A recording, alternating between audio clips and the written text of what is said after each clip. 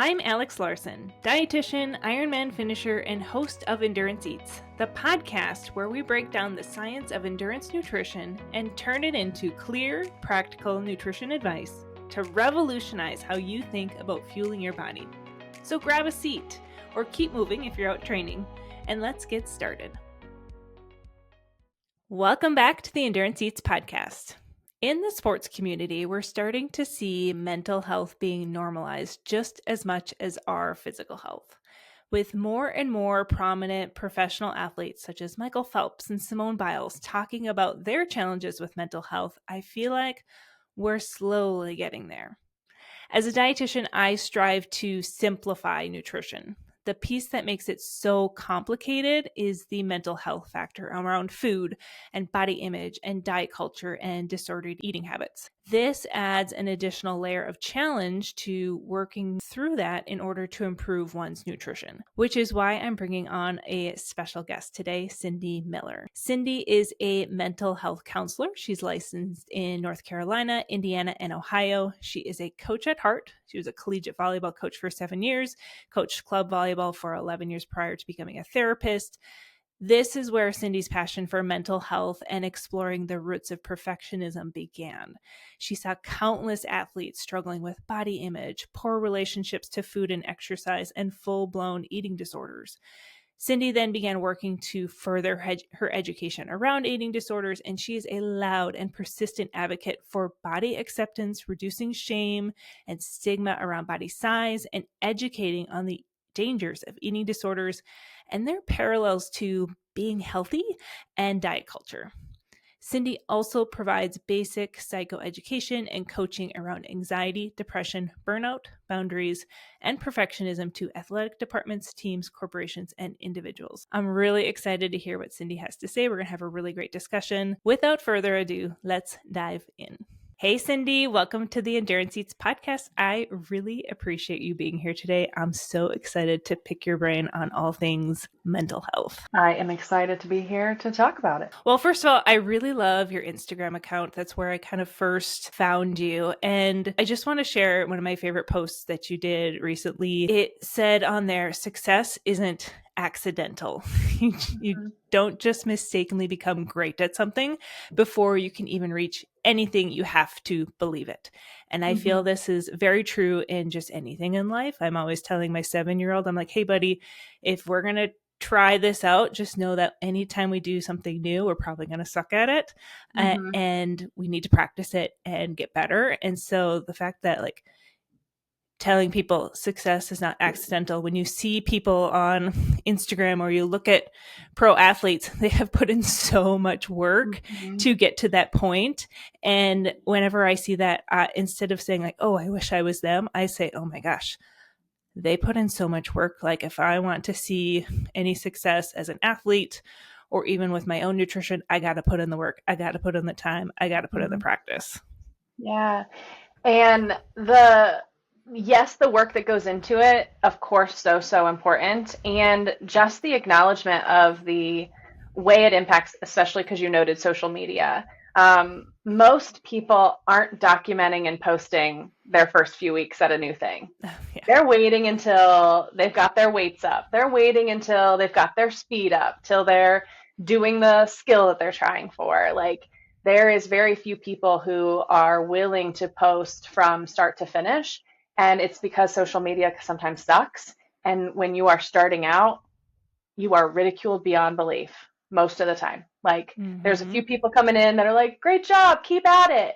But most people you're doing it wrong. You suck. These sorts of things. And so when then you're seeing a professional athlete, right? I see professional athletes' diets being posted and their workouts being posted. And if the average person or even the average athlete tries either of those things, they're probably going to fail miserably, injure themselves, risk burnout, because that was built up. That was not something that they just did overnight. You're saying with that, it's not an accident. And I am a grown adult who talks about it all the time. And let me tell you, I sometimes struggle with starting something new. I'm if I'm going to suck, I don't want to do it.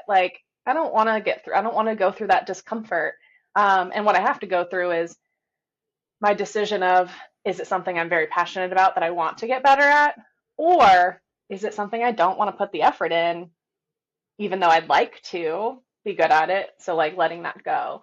And the work ethic aspect, I think, is, and we'll probably get into it a little bit more today, is the way in which it can get really skewed from like becoming obsessive or excessive, and finding that balance Mm-hmm. of a good work ethic, extra work, but not overdoing it. Yeah. And even like for myself, I'm a dietitian. I talk about nutrition and I work with athletes on a regular basis Hmm. about, building habits and practicing things. Even for myself, when after I had baby number three, I was like, okay, I have some goals for myself in getting back into fitness, like getting back to Hmm. training.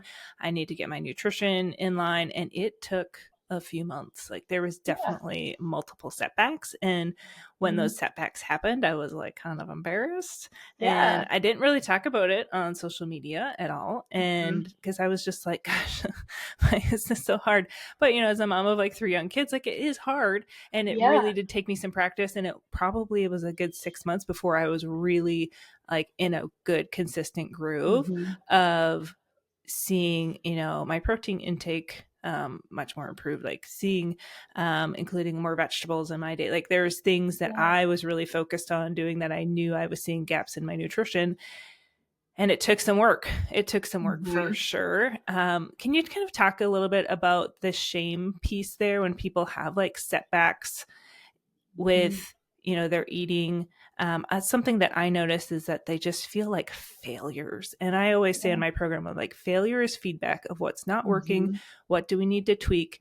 But how can people kind of work through that, like, oh my god, I totally just wrecked this day with Hmm. my nutrition goals, I feel so shameful and guilty? Like how can they Yeah. kind of work through that? Yeah. So prior to recording, we had talked about that very like everything's like complete binaries, polarizing. And I think the same thing goes with when you put something out there that you're going to do. If I am not constantly improving, then I am failing, right? Yeah. Like we don't give ourselves permission or grace to plateau ever. And when I use that example, plateau, I think about like someone physically hiking, right? If you are constantly going up, you are going to get worn out faster and potentially, like, rabbit in the hare instance, injure yourself or not make it because you just can't, versus someone who may need to like gather their breath and gather their energy back on a plateau, on a flatter piece, and then continue climbing. This also comes into like, we have a lot of, I talk a lot about perfectionism, both in my work that I do in therapy and on sports food and mental health. Perfectionism. If I am, you know, if I have a goal of 100 squats throughout the day because I'm just starting, or, don't have access to a gym, and I only get to 97, that was a waste. I shouldn't have done that. I'm just going to Mm. throw in the effort. I'm not going to do it tomorrow. When really 97 is way better than 95 and better than zero, right? Like, so we often don't give ourselves grace. And I think that's where the shame piece comes in. And in sports specifically, old school coaching has been punishment. And punishment's not just run or, physical punishment. It's also shame based, right? Like, Mm-hmm. if you don't hit this goal, then you are a failure. And we've thought for so long that that was an effective form of encouragement and, supporting someone. And it is for a short amount of time. Like, yeah, if you're scared, you're going to do the thing, right? You have Mm-hmm. fear.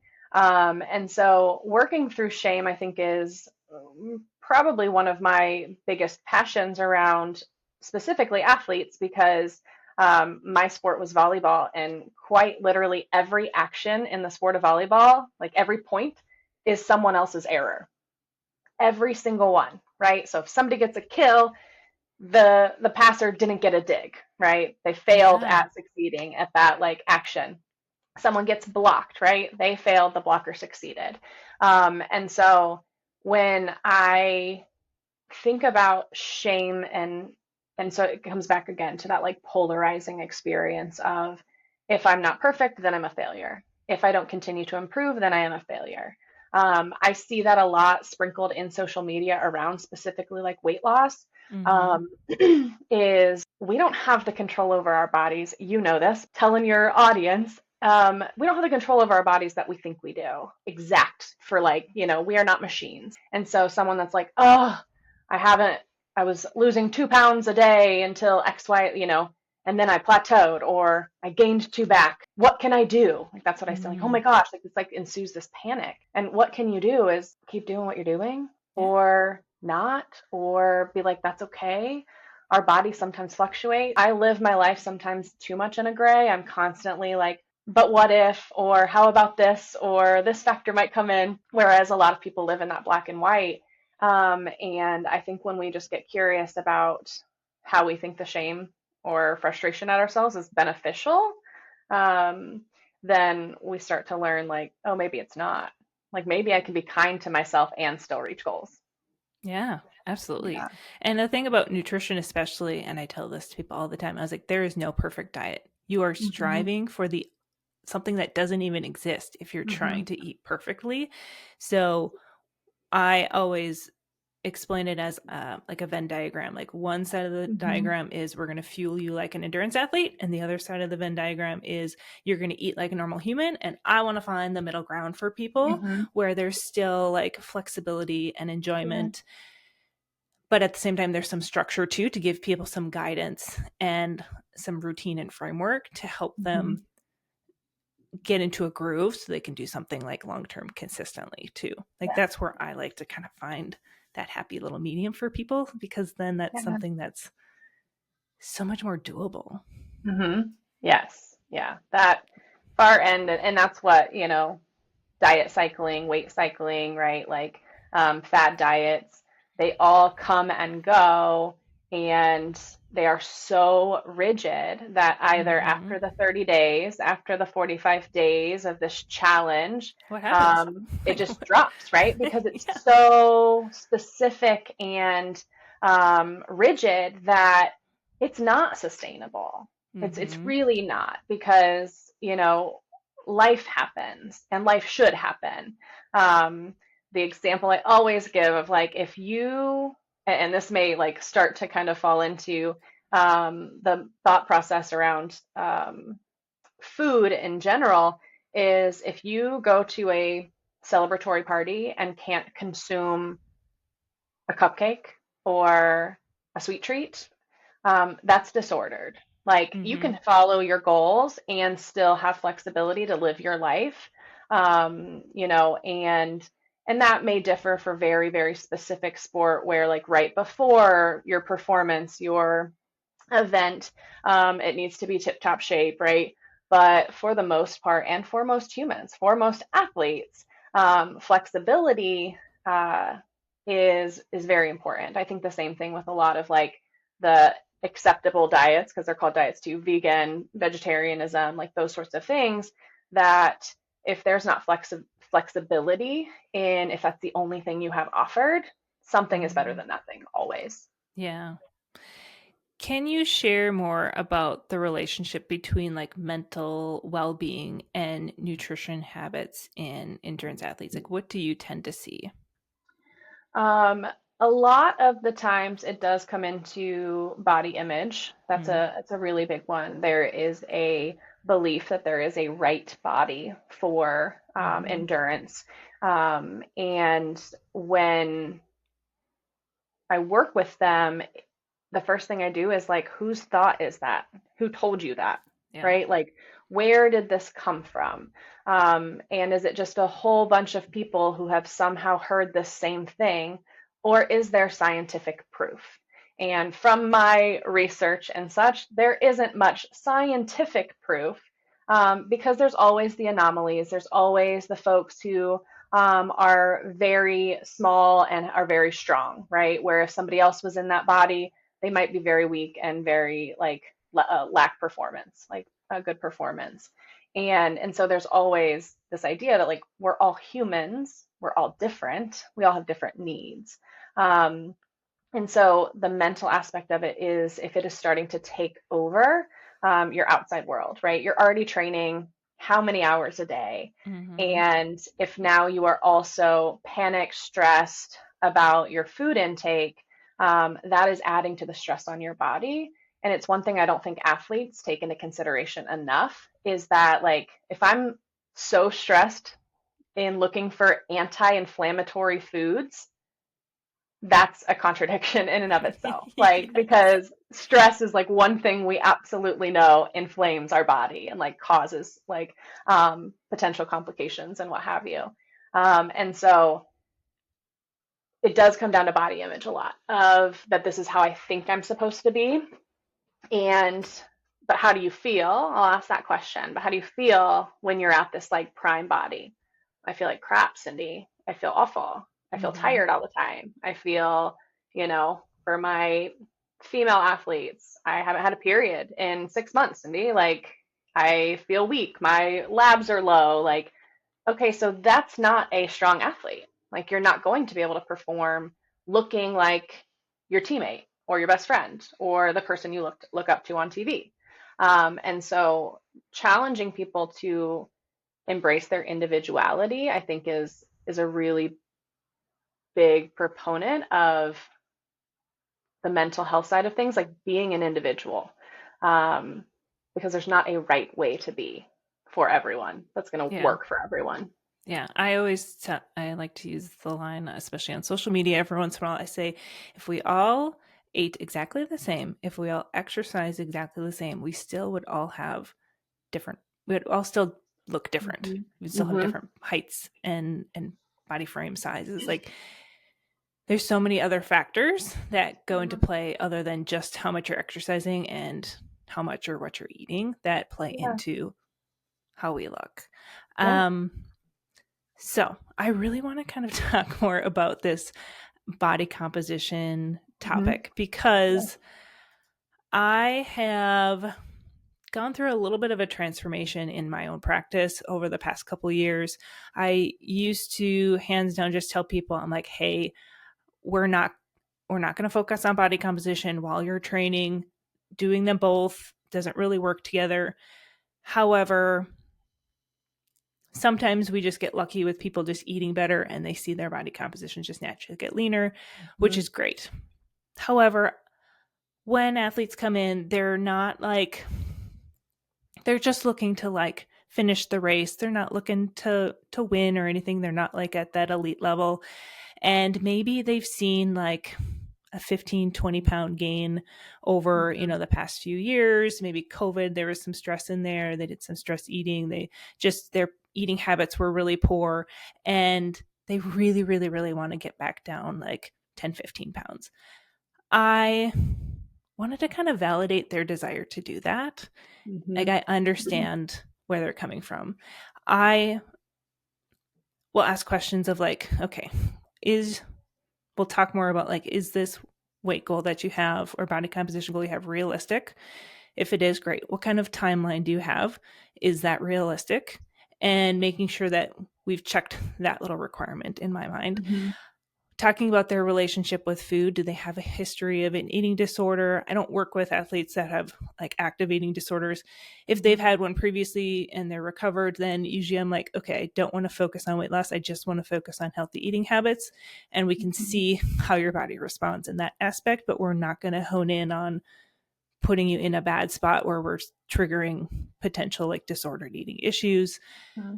And I want to make sure that we do the body composition changes in the healthiest way possible, where we're not having massive restriction.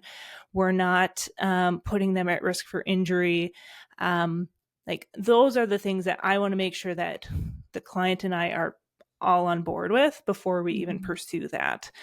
And then also kind of talking about their mental health. I'm like, how do you feel about your body right now? Do you just hate it? Is it like, I hear a lot from them, like, what do they say? Oh, if I was just at this weight, I'll just feel better. I'm like, are you really going to feel better? Probably not, just because of the number on the scale. I think for a lot of athletes, just improved nutrition and Hmm. helps energy levels and helps them feel better in that aspect. But we can still work in honoring that goal for them to see that leaner, stronger body composition that they're aspiring to do in order to help them perform better, right? Hmm. Yeah. So I just talked a whole lot there. Like, that's where my thought process in that.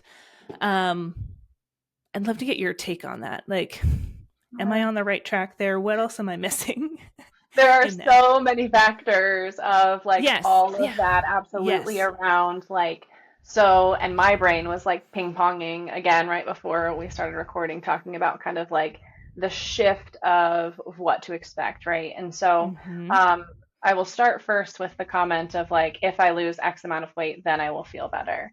Yeah. Um, that is an external experience, right? I will feel, I hear people say when I was this body size, I was more confident.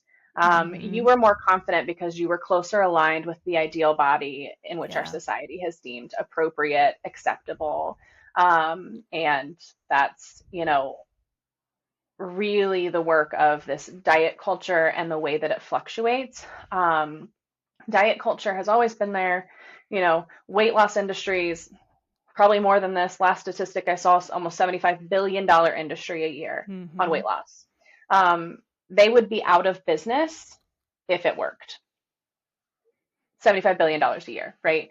So a lot of the time when people have a desire to drop pounds, it is usually aesthetic and not performance based. They may have Yeah. learned that it is, I want to be better, but we have no proof that you at the smaller body is going to be any better. We don't Yeah. know that for sure. So I too, honor people's desire to want to lose weight because it is easier to live in this world in a smaller body. Mm-hmm. There's so much weight stigma, weight stigma in healthcare, weight stigma in sport, weight stigma in all of these areas, and it is easier to live in this world in a smaller body. So you might emotionally feel better, feel more accepted, feel more like you're fitting in. That isn't an individual's problem. I'm never going to shame someone for wanting that. I Yeah. think it's bullshit. I'm sorry, it's my first drop of the cuss word because of I where love it it. comes from. But because of where it comes from, it's a slippery slope. And I have seen people who I work with eating disorders. I worked in residential treatment. I worked in like a partial hospitalization, higher levels of care, full-fledged diagnosable eating disorders. Um, and I also work with regular folk, athletes who, want to improve their game, former athletes who still notice some of that like perfectionism showing up. I would say a very, very high number of them have disordered eating. A lot of that is lingering from this belief that like my body being smaller is better. And with body being smaller, you talk like I just want like 15, 20 pounds. Okay, but at 20 pounds and they start getting, wow, you look great. Wow, you look awesome. Wow, what have Mm-hmm. you been doing? This feels good. This is boosting my, confidence. This is giving me a dopamine rush when people are noticing. I think I want to lose more and potentially more and potentially more, which is where that slippery slope comes in. Because we don't know enough about eating disorders. There's not enough research money put into eating disorders. It is one of the most deadly mental health disorders, and we don't know enough about who's at highest risk. We know some personality, perfectionism, high achieving. We know it's associated with depression, anxiety, things like that, OCD. But we don't know enough to know that if this person seemingly is fine, has never had disordered eating in the past, we don't know that this diet might be the thing that triggers one. And Yeah. that's my scary part of like even teetering into this world of like intentional weight loss. Because, like what you said, behavior change may or may not result in that. And this is how you can kind of assess if they are feeling better, feeling less fatigue, feeling stronger, but they're so set that they haven't lost weight, then it's not about performance, Mm-hmm.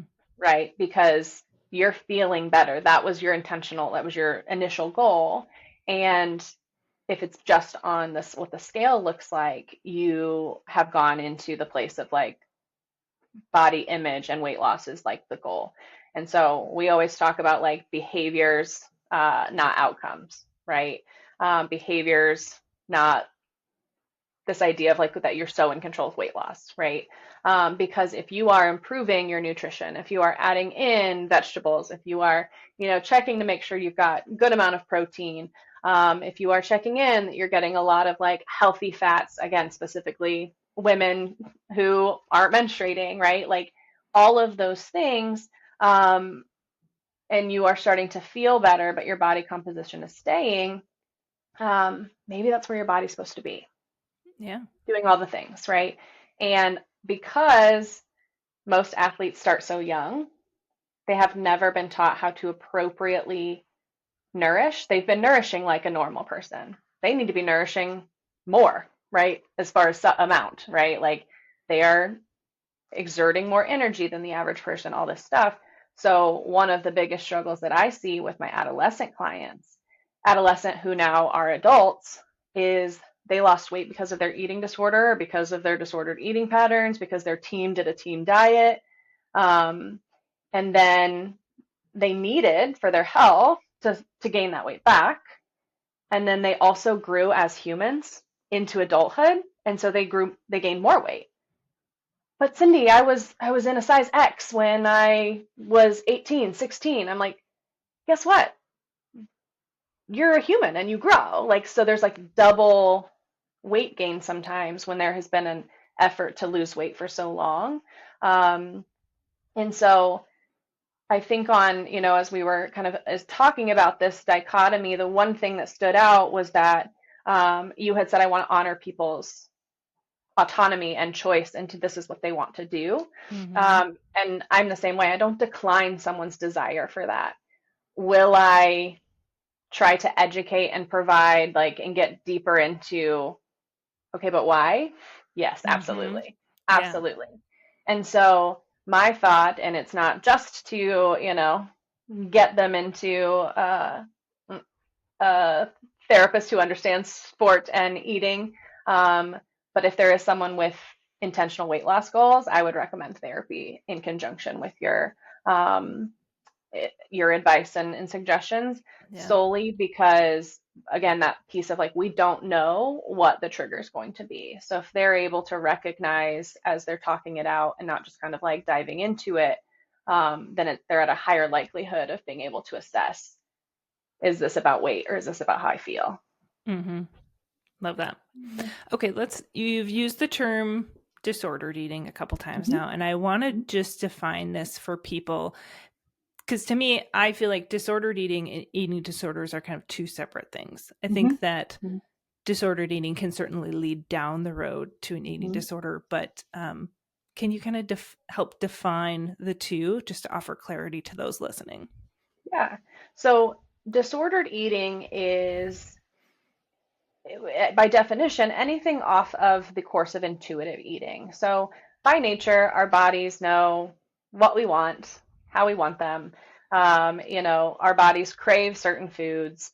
Our bodies know when we're full at baseline, right? Sure. Medical complications, other things, past disordered eating, like again, lots of factors go into that. But the idea of disordered eating, by my definition, is anything that invokes fear of or shame of consuming. I like that. So if I eat a Reese's peanut butter cup and I internally beat myself up, externally beat myself up, go for a run, feel like I have to squash it, I have to burn it off, that is disordered eating. And for a lot of people, again, we live in diet culture. So again, the compassion towards folks with eating disorders who are healing and trying to recover in a world that's telling them recovery is wrong is torturous. And the validation of that, I'm like, listen, you get it every time you turn on the TV, every time you scroll and see an ad. Um, that's never going away. So it is like double whammy. I'm trying to recover in a world that's telling me to go back to how I was when I was very, very sick. And so disordered eating absolutely is like the number one precursor of an eating disorder, any type of diet. And disordered eating becomes an eating disorder when it becomes a pattern. And it's solely the difference between the two is the handy dandy DSM and what it requires for it to be considered a disorder or a diagnosis.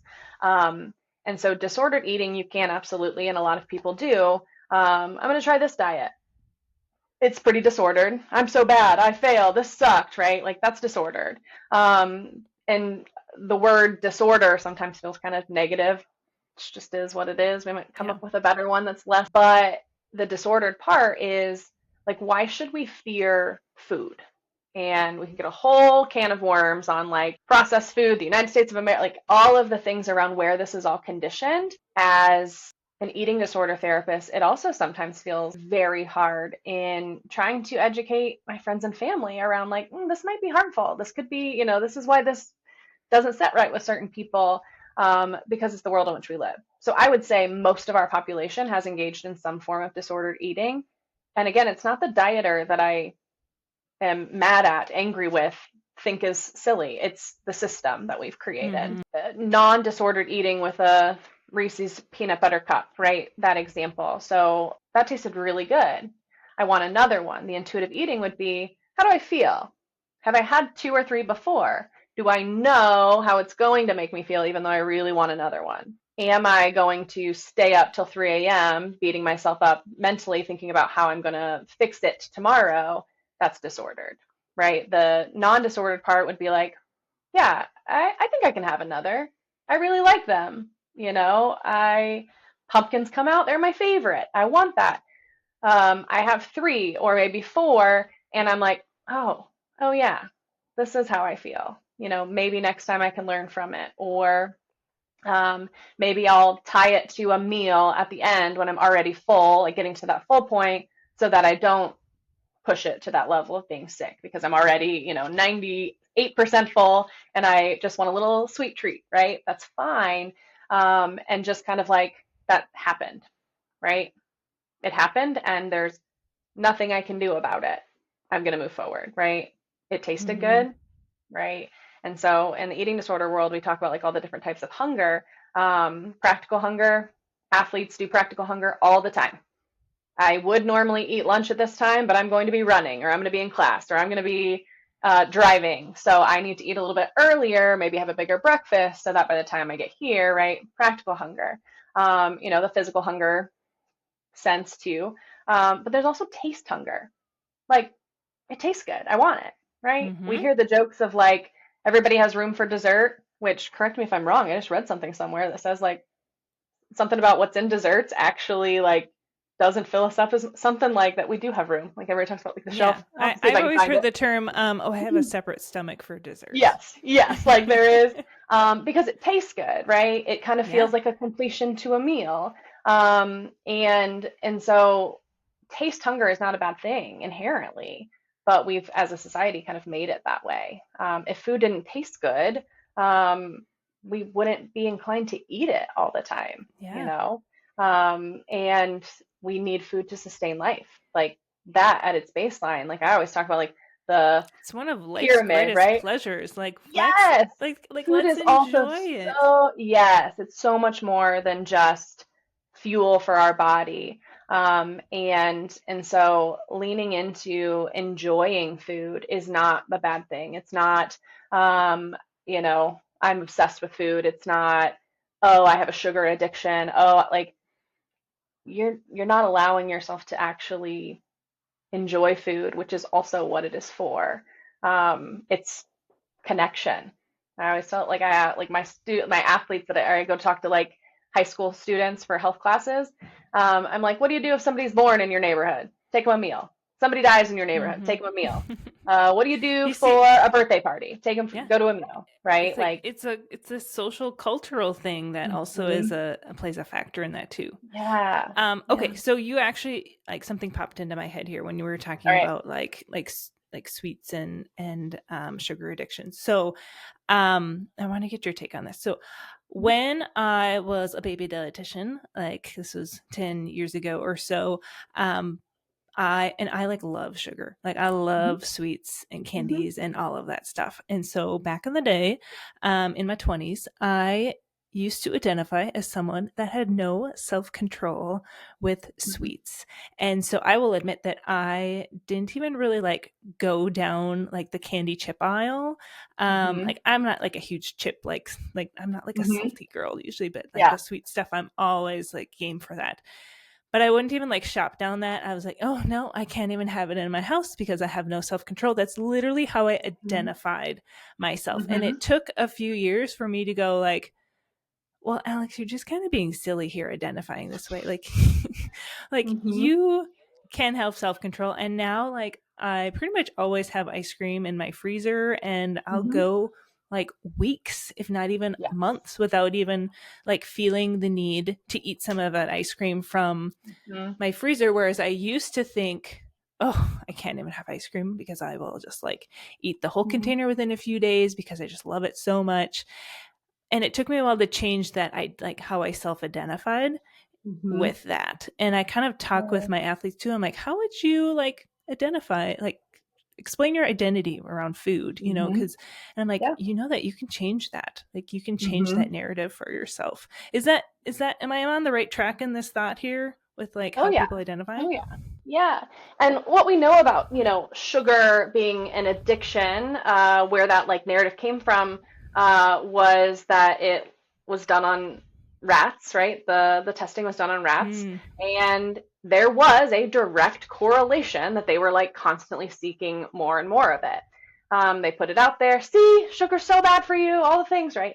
And sure, in mass quantities, mouse is this big, right? And that yeah. was also all they were being served. So were they addicted to sugar or were they addicted to needing to eat food? That was like their Yeah. only form of consumption, Yeah. right? And that was it. And you know this way more than I do from the biology standpoint, but we need all of the things that like, our different types of nutrients in our bodies breaks down sugar completely different than just consuming spoonfuls of sugar. Yeah. And so that myth really blew up, um, and created this fear of sugar, right? And we are rebellious creatures. We are rebellious creatures by nature. And from an intuitive eating standpoint, growing up, right? Like you tell a kid, you can only have one piece of candy, only one. Mm-hmm. They're going to be sneaking in after they go to bed, trying to get out and grab another piece of candy. Is that because they're sugar addicted or because they were told they can't? Yeah.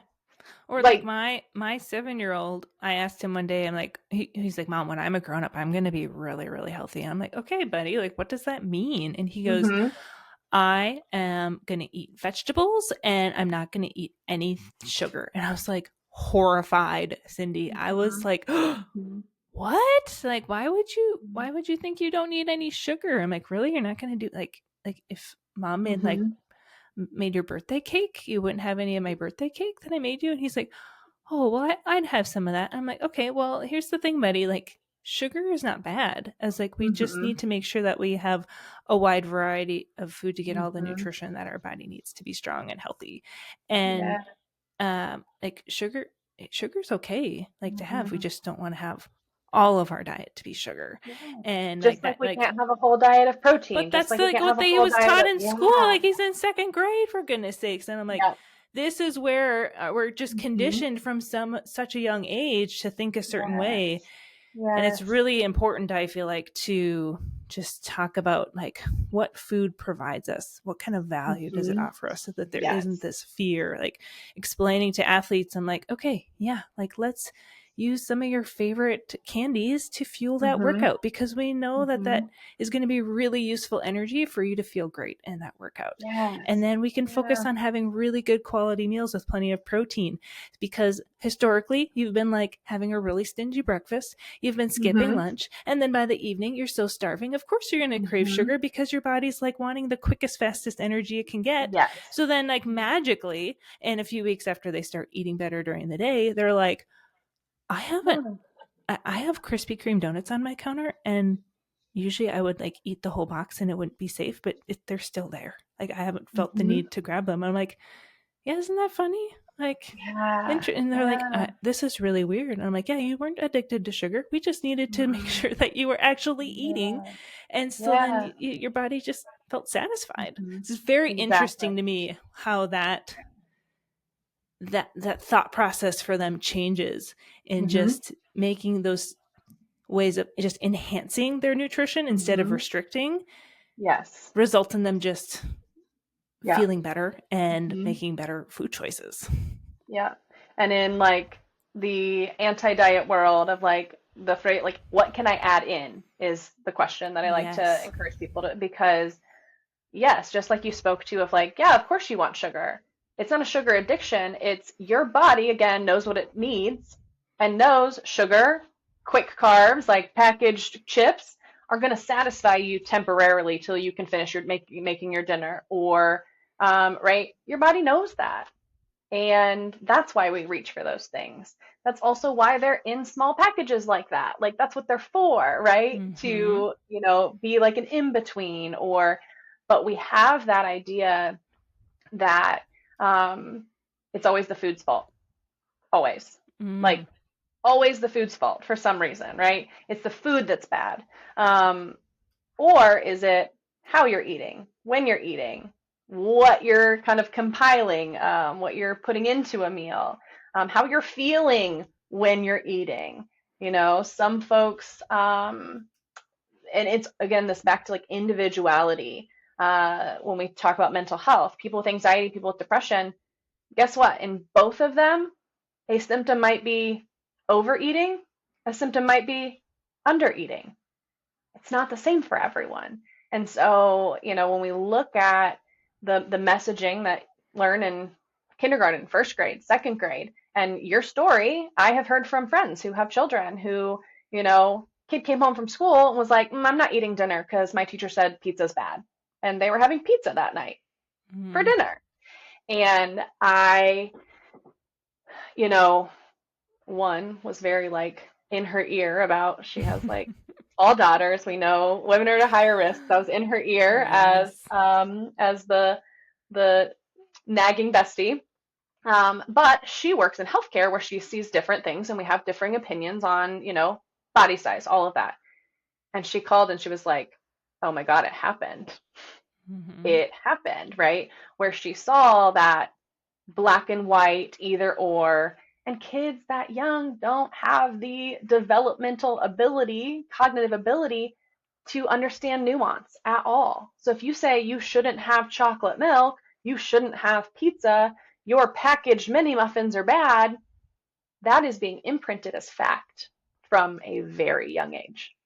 And so when we talk coming back to like athletes, they're unlearning, they're trying to unlearn this stuff to nourish their body. Athletes are the ones that get to kind of focus in on like your body needs to be fueled, right, as like a machine more than, again, the average person because you have performance and you have like expectations and you have to. I do not digest food very fast. I would have to wake up at 4:30 in the morning to have breakfast because if I had it right before practice, I'd feel sick the whole time. I knew that about myself. It sucked, right? I had to like adjust my consumption of food based on when practice was. And so athletes just have to be a little bit more conscientious of that. But then when you compile it with all of the stuff that they have to unlearn, like no wonder athletes are at like a 4 times higher rate of eating disorders. So much more to compile and to think about and to process. Yeah, and I even sometimes will have some like diet culture mindset pop into my head, every once in a while, and I'll be like, "Oh, I don't like Mm-hmm. that." Like I just have to Yeah. like we're gonna push that to the side. We're gonna ignore that. But I think it's important for people listening to just be a little bit more aware of what their thoughts are and being like, oh, Mm-hmm. this is kind of a little bit disordered eating. Like, what can I Mm-hmm. do here to kind of change this narrative in my head and Yeah. just like recognize, like, okay, this is there, but I'm not going to listen to it. And Mm-hmm. like, what can I do to like still honor like my body's needs and Mm-hmm. feel great about the food choices that I'm Yeah. making? What is this food bringing me? What kind of value? Mm-hmm.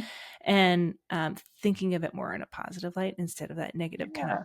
constant restriction, like limiting Yes. mindset. Yeah. My favorite question. Who taught me this? Where did that thought come Right. from? Who taught Right. me this? Right? Yeah. And do I know it to be true? And, that's one thing that we were talking about, like with body composition that I thought of earlier too, was, whose idea is it? Has my Yes. coach made a comment? Have my parents Oof. made a Those comment? coaches. I, Yes. I And love a good coach, but man, when I have an athlete's like, my coach wants me to get to this weight, and I'm like, where did they come up with that number? Like, hmm and then when exactly. we had one triathlete who was like, my coach wants me to be at this number before I get to my Ironman. And we're like, okay, well, when we carb load you, you're probably going to be like 5-6 pounds heavier just because of the water weight. And that's actually a Mm-hmm. good thing because we want you to have really fully loaded glycogen stores. Yeah. And with glycogen storage, we see water weight attached to that. And so you're actually going to need to be at this number if you need to be this number on race day. And they were just like, oh, really? We're like, yeah, like let's just hone in on you having a healthy body composition. We certainly Mm-hmm. can look at getting you leaner, but or like realistically, this number for your current body fat Mm-hmm. percentage, your current height, like Yeah. probably would not be realistic and healthy for you. Mm-hmm. And so that's something that they kind of have to digest. And then I'm like, can you Yeah. please just tell your coach to stay in their lane and like Mm-hmm. let someone else Mm-hmm. hone in on you being your healthiest, strongest self. And they did end Yeah. up qualifying for Kona and they were not at that weight. Yeah. And just Yeah. like so frustrating where like they get this number in their head Mm-hmm. of Yeah. like, oh, if I can get to this number, or it could be for like cyclists having a specific power to weight ratio, Mm-hmm. right? Mm-hmm. Yeah. And like, oh, they got to be at this 4 power to weight, like 4 watts per kilo, and I'm like, okay, I would rather hone in on the fact that you are already really lean. You're very Mm-hmm. tall, so it's really going to be Mm-hmm. hard for you to get to the same size as maybe a much more petite cyclist. Let's just Right. hone in on you having really strong so you're able to maintain your Maintain. power really well on the bike. Yeah. And so there's so many different instances where I'm like, this is this isn't good, or there's others where I'm like, yeah, okay, it does feel doable for us to get you Mm-hmm. to this weight Yeah. goal in a very healthy way, and Mm-hmm. for you to feel great, prevent Mm-hmm. injury, like do all of those things. So that's Yeah. where for me it's a very individual Mm-hmm. case by case Yeah. basis. Yeah.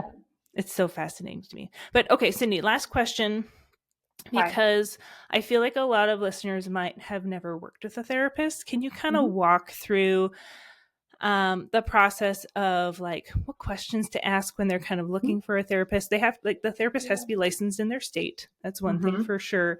Mm-hmm. You're licensed in Ohio, Indiana, and North Carolina. Mm-hmm. Yep. And so for those that live in that state, they can work with Mm-hmm. you. They'd have to Mm-hmm. find a therapist in their state that's licensed. Kind of questions should they ask to try and find someone that's the right fit? And what would they kind of expect from working with the therapist? Mm-hmm. So one of my favorite clients, as a general statement, are first timers because I think that so many people still have the belief that like you're lying on a couch and like Mm. divulging your deepest, darkest secrets and your relationship to your parents like immediately. I and I tend to be more, I see clients for a good amount of time, so I don't fall into like solution focused because that's like short term. Um, but I would say I'm very solution focused forward. Like, what's going on? Let's tackle that. Then maybe we can work on like the other stuff, right? Like, kind of like triage why you're reaching out right now, and then you have the space and capacity for more exploration. And so some of the questions that you can ask for right fit is one, as athletes, and my story is that there weren't therapists qualified to work with athletes who had disordered eating, who understood like pressure and all of that. So, being the having the savior complex that I do, I quit my job coaching and became a therapist. But some of the questions is like, do you have experience working with athletes? Were you a former athlete? I think that's more than appropriate to ask because it's just different. Somebody who isn't an athlete doesn't understand why you don't just quit. If it's that hard, why don't you just quit? If you freeze up that Mm-hmm. much on the court, why do you just like? And so that is, I think it's important. And it's not very common. So if they don't have experience that way, you can straight up ask them, like, I am struggling between like this and this. What kind of framework would you like help me with, right?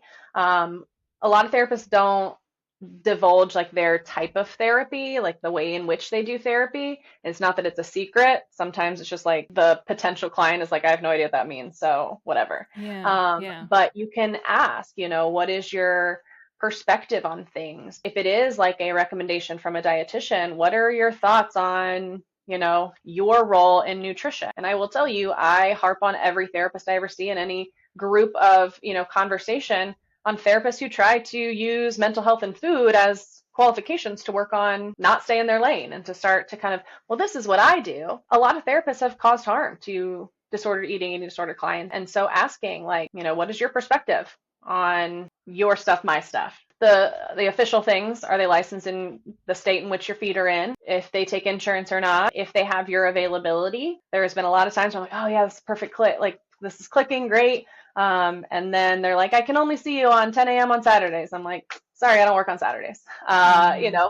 So I am very upfront about that right away, because I have very flexible schedule. So if you want to work with me, it's not going to work if you are like, I need 11 a.m. on Mondays every week for the foreseeable future, because I might sometimes take Mondays off, or I might need to put somebody else in there who I haven't seen in 3 weeks. Or like I'm a very, Mm-hmm. I don't schedule like a lot of therapists. So asking about their scheduling, their expectations.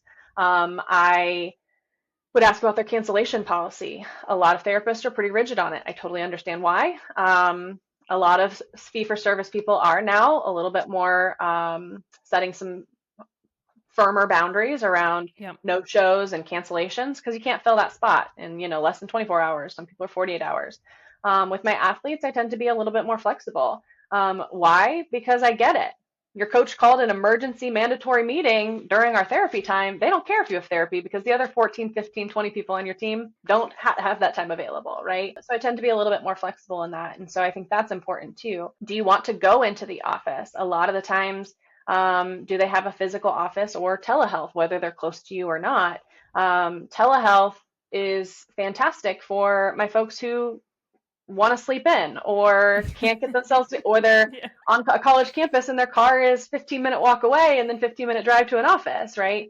Virtual, they roll out of bed and they're like, hair's still all a mess. And they're like, hey, glad I made it, right? Mm-hmm. So there's convenience, but maybe you have no privacy in your like living situation and you would prefer to be in a place where nobody can actually hear you, your roommates or, family, parents, that sort of thing.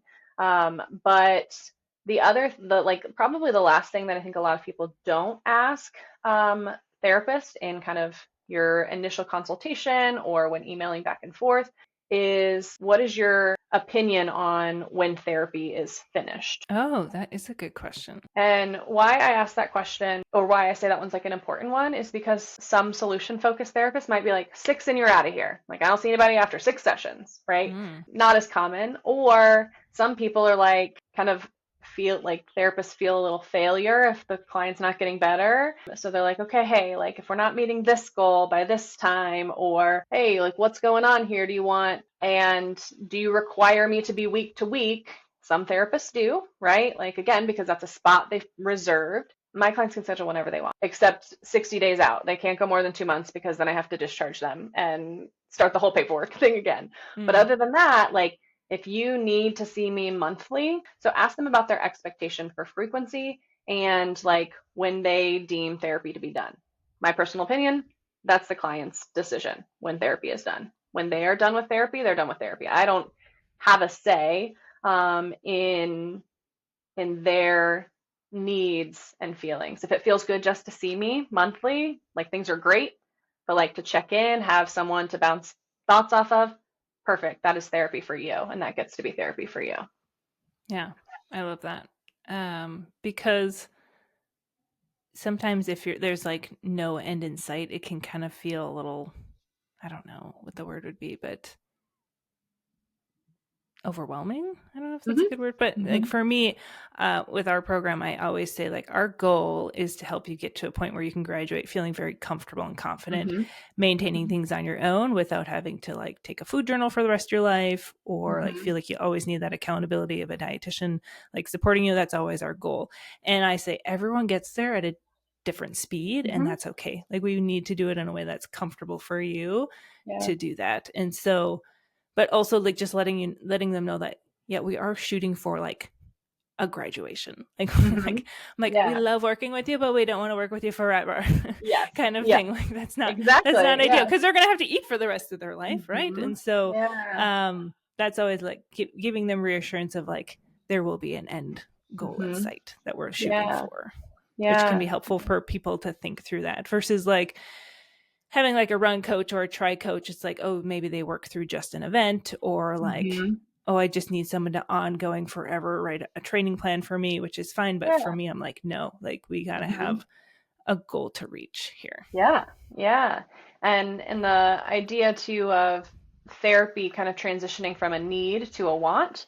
Like, I think there's Mm, sometimes that's a really important thing. Like, I have, a couple people who went from like adolescence to now adulthood and maybe still are under parents' plan, and their parents are like, I've been in and out of therapy by the time you're still going.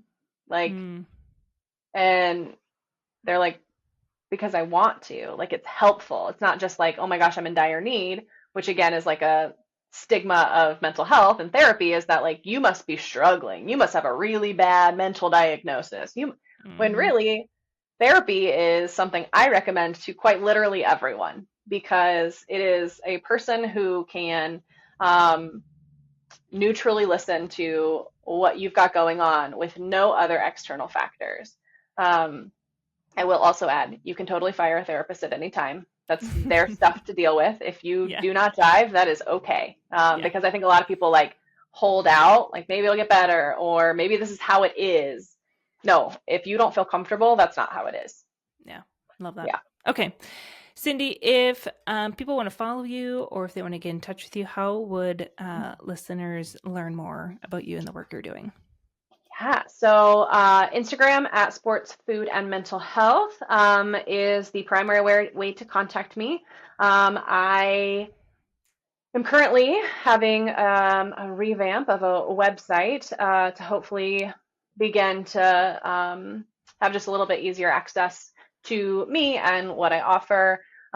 We are in the works of doing some courses and such. So these are going to look like I maybe already have a therapist, or I don't need therapy necessarily, but I would like to learn how to challenge my perfectionism or work on Mm, my work ethic or deal with criticism and being coachable. Um, and so that should be fully ready to go. I'm giving myself till the 2025 at this point. We're already in October. yeah. Well, by the And time this gets this episode oh, gets that's released, right. it'll be 2025. So, You're right. There we go. It'll be out yeah. there. So at this point, once you're listening, definitely head to Cindy's website and That's check right. out what That's she's right. offering.